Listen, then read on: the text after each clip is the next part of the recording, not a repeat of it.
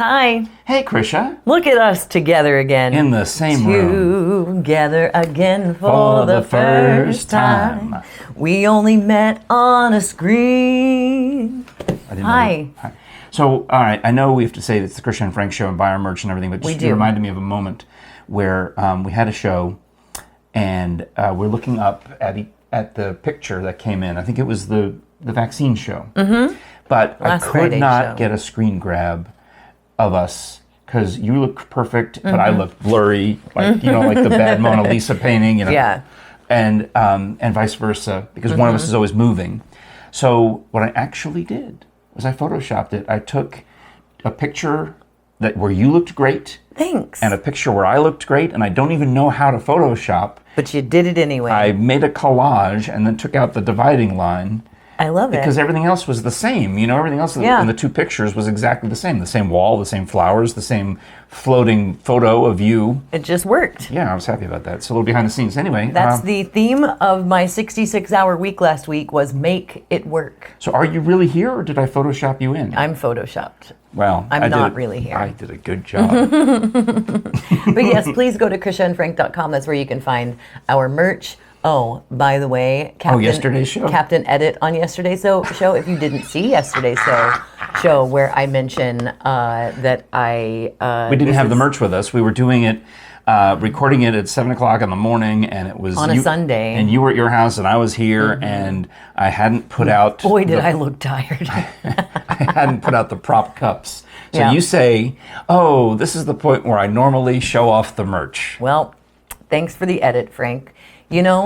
We try to make sure that you have enough time in your life to where you don't have to do a lot of editing at late in the night on the fly. I could not resist. You did. But yes, krishaandfrank.com. I put in the jogger pants. Yeah. Right through the underpass. Right about here. But you can find all of our merch there, and also you can find links to Seymour Smokies, where you can see our latest episode at the Salt and Pepper Shaker Museum in Gatlinburg, which was so much fun that I didn't even expect it to be that much fun. My friend Bean got mad at me for not telling him about the Salt and Pepper Shaker Museum. I'm sure you told him. I found an interview I did with Andrea Luden in 2019, sent it to Bean, in which I mentioned Bean, saying my friend Bean would sure like this.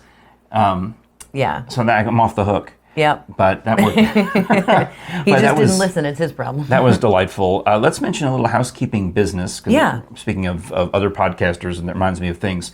It's Holy Week, so today is the Tuesday of Holy Week. Happy birthday, my child. It's my child's birthday. Yay. Chris, he's 14 today. Happy birthday, Chris. Love you. And but the other part of it is I like taking Good Friday off. Yes. I've worked for companies that do and don't observe it as a holiday.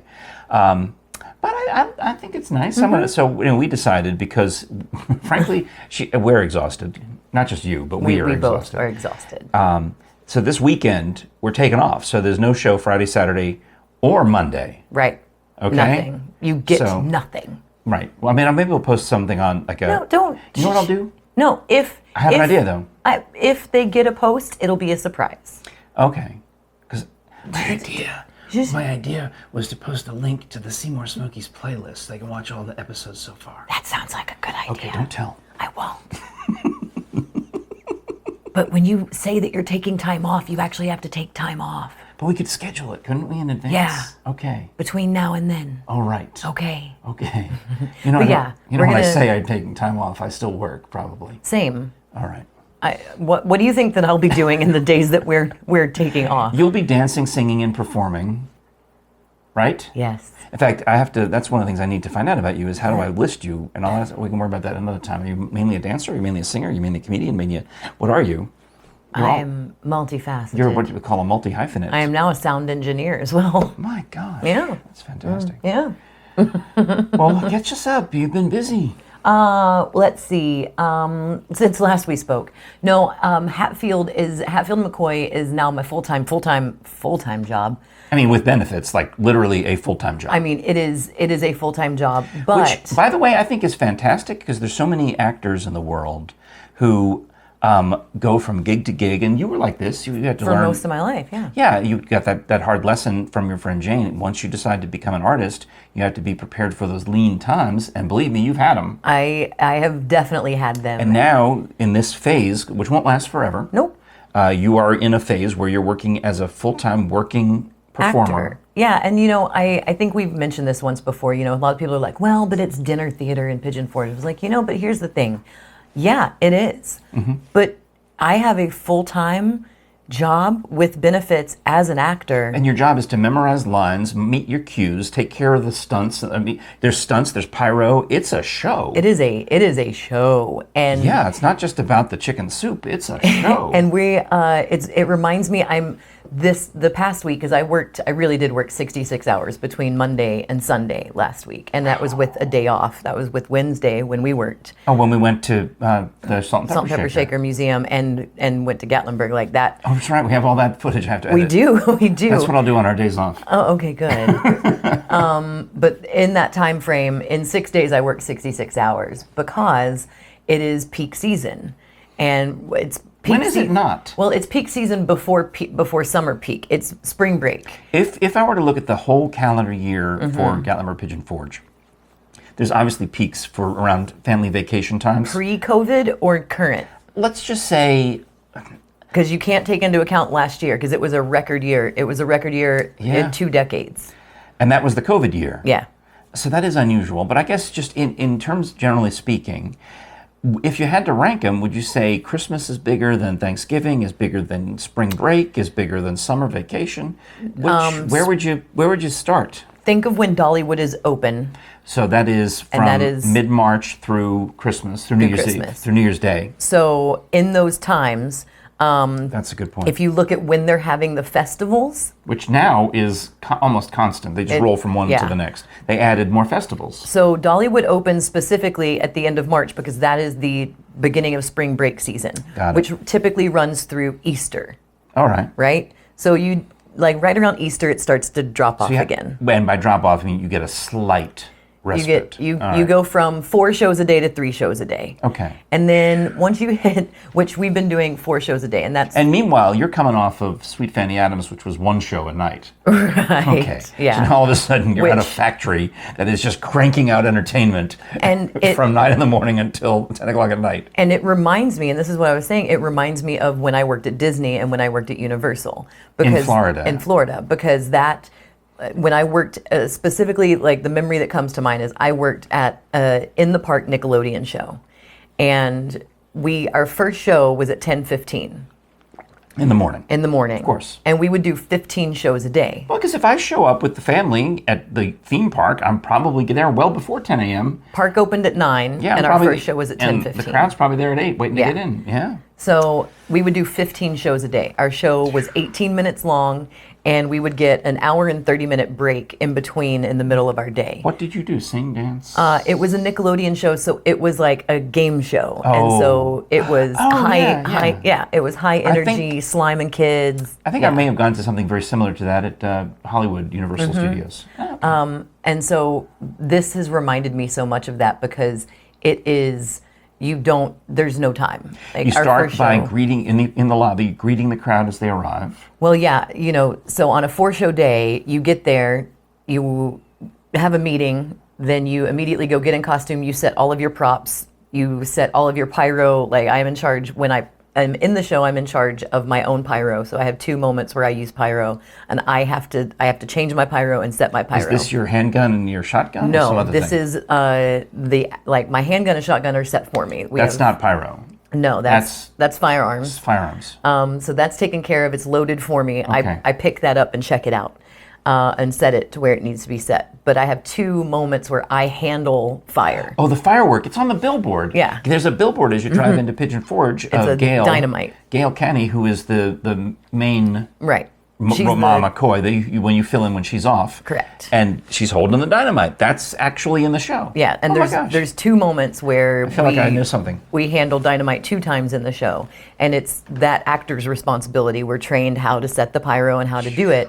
And so all of that happens, and then you go out, and it reminds me of theme park, because when I worked at Nickelodeon, your job wasn't just to perform in the show. You made the slime, you greeted people, you helped get them sat, you pumped up the crowd. You know what? You've told me a lot of behind the scenes stuff, because we've been talking a lot during these long car rides between, you'll call me on your way home from the theater or two. And I'm so impressed with the way everyone has to pitch in, because you told me about one of the actors whose job it is to print the souvenir photos and put them in the cardboard.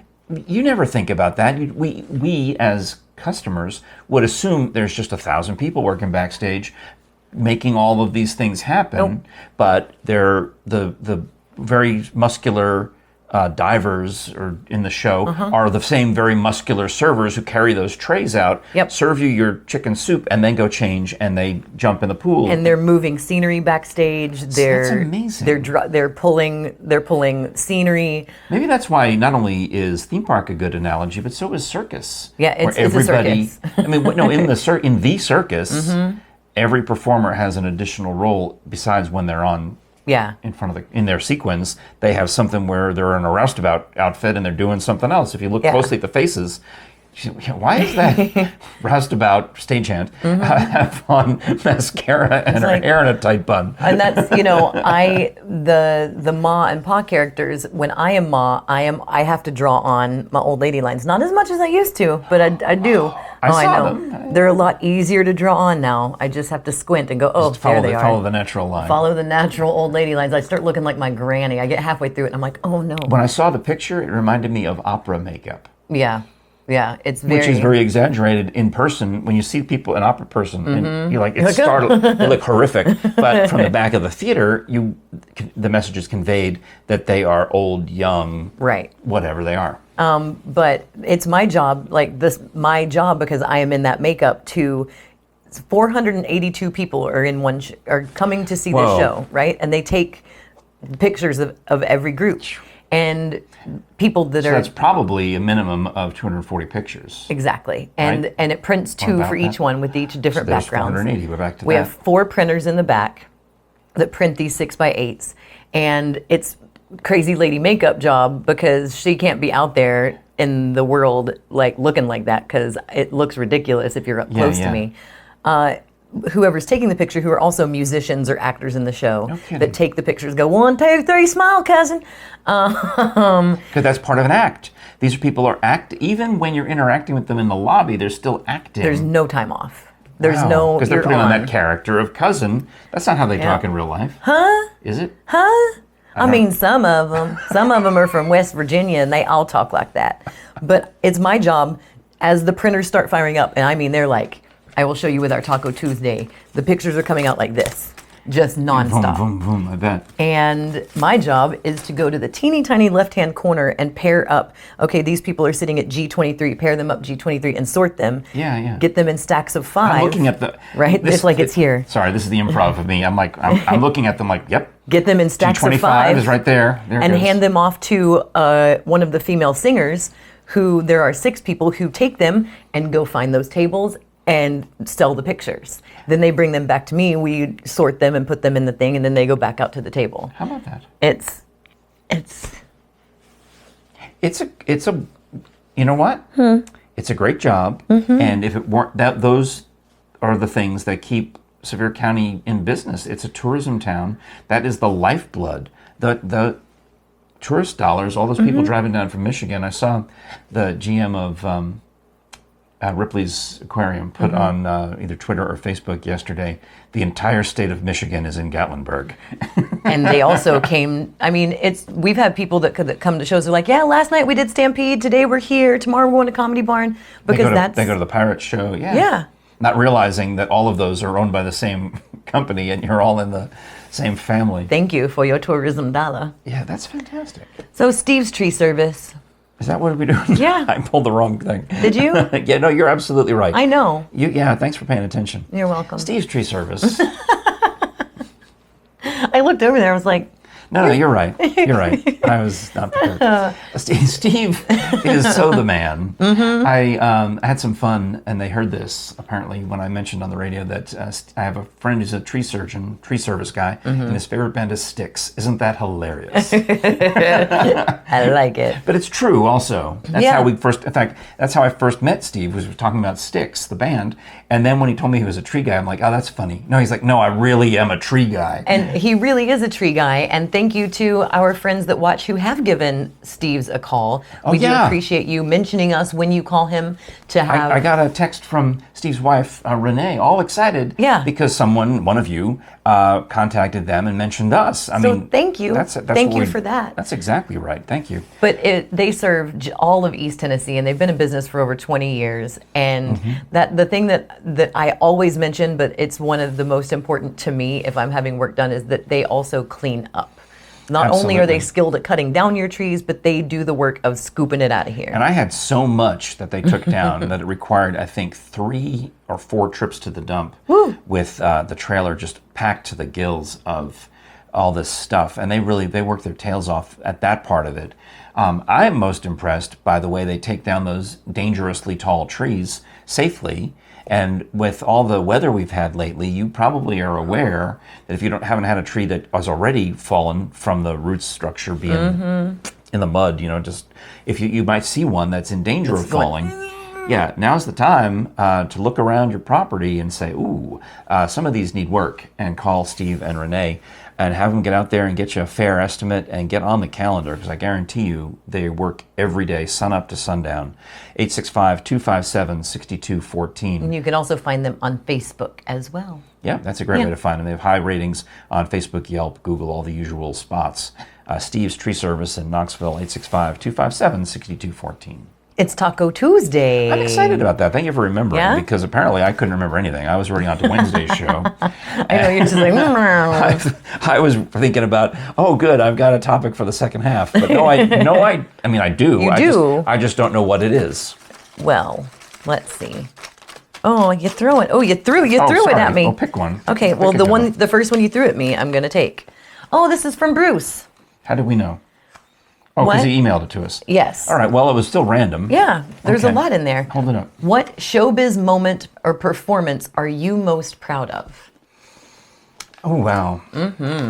See, now, there's a couple of ways to interpret that, and I'll say that while I stall and try to think of an answer.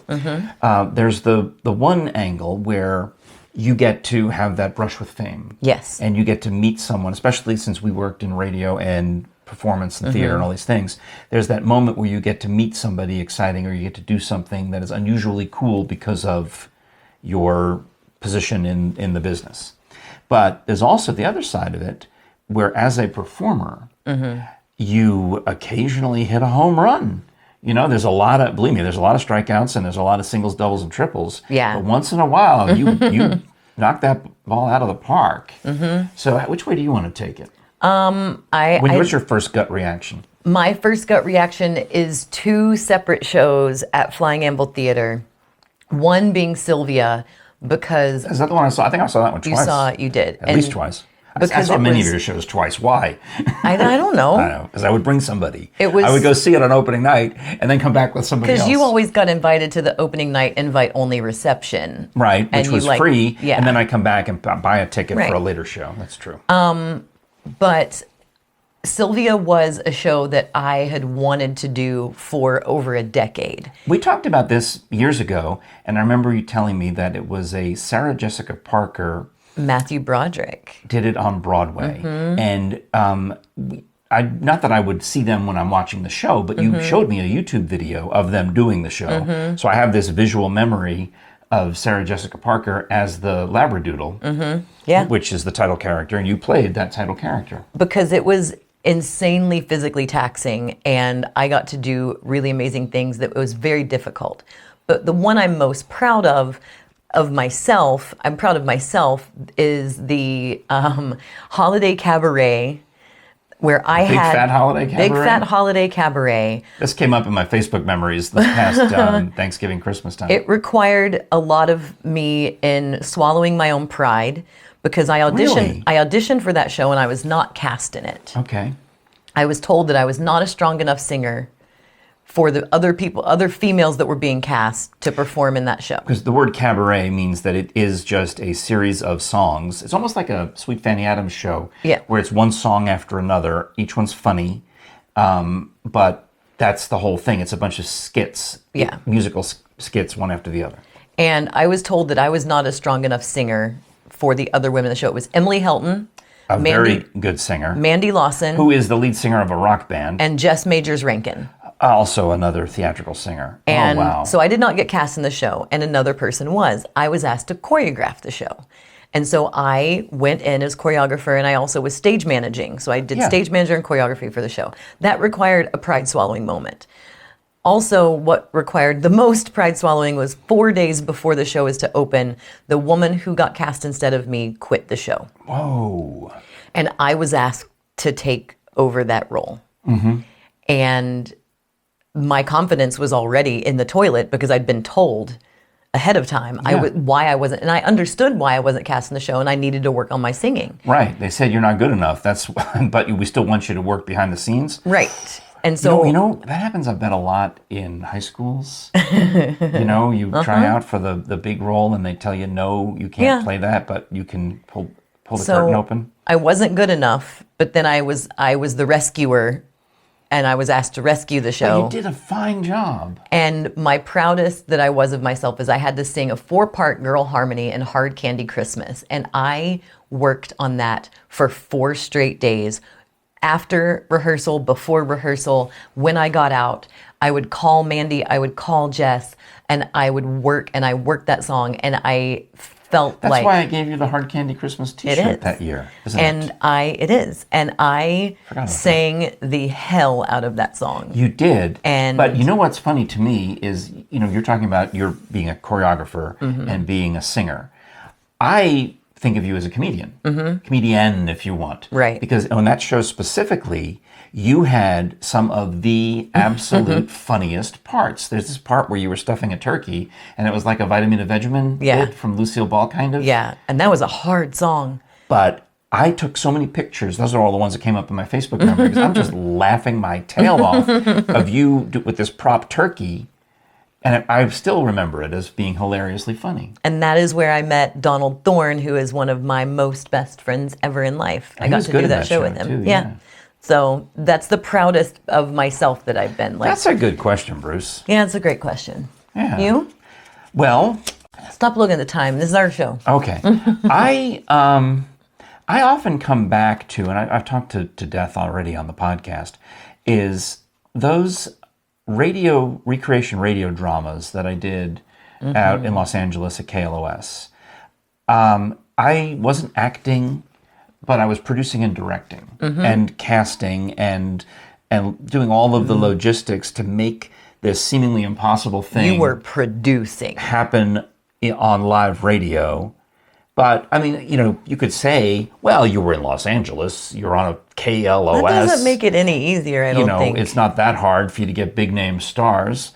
Well, maybe I had that advantage. Maybe, as a result, by the time, the third time I'm casting Mark Hamill to be in one of our radio dramas, I literally just have to call up and tell his wife the date, and he shows up. I mean, at that point, yes, it gets easier. But that's because you had done the work of committing to him. We won his trust in the earlier. Right. He's a very experienced, genius, professional voice actor. Yeah. And he wouldn't have kept coming back if we hadn't respected his talent and everyone's talent in the first several shows that he was in. So that was kind of huge. And I've told you the moment of William Shatner in War of the Worlds overacting, Shatnering to 11, but it's what I wanted. Shatnering to 11. Taking it all the way. He's coming to Knoxville for Halloween at the Fanboy Expo, him and George Takei. Oh, Lord. I know. But anyhow, he Shatnered it up, and that's what I wanted. And it was brilliant, and it got the standing ovation that I didn't expect, but it did. Yeah. So that was, I have to say, that's something I'm really super proud of in terms of showbiz. But the whole time, I wanted to be a performer more than a producer. And that really, I don't have as many credits there, but I love doing stage improv. And there have been moments many moments where you get this feeling like you hit, you connected with the audience in a way that makes all of the hardship of getting there worthwhile. Yeah, the one laugh will take care of all of the bombs that have happened previously, and then you start the cycle over again. Yeah. Yep. So I'd say that's pretty cool. Yeah. Bruce, thank you for that. Do you see the part that's blinking red at us? I do. We got to go. Yeah. Yeah. We got to go. Our electronic director is telling us to wrap. It's time to go. Otherwise, the microphones are going to cut off. Yeah. That's pretty good. So we'll see you tomorrow. Yes. Yeah. Tomorrow being Wednesday. It is. It's Wednesday. Thank you so much. audibletrial.com/Krisha and Frank, 30-day free trial, and then you can continue on after that. You get one free download whether you keep it or not. And you're helping us out with the affiliate marketing deal by going to that website and signing up for the 30-day free trial. Yeah. So awesome. All right. Well, thanks a lot. KrishaandFrank.com has our merch, has Seymour Smokies, has the other links. And whether you're listening on the audio podcast or watching us on YouTube, we appreciate you. We do. Mwah. Bye. Bye.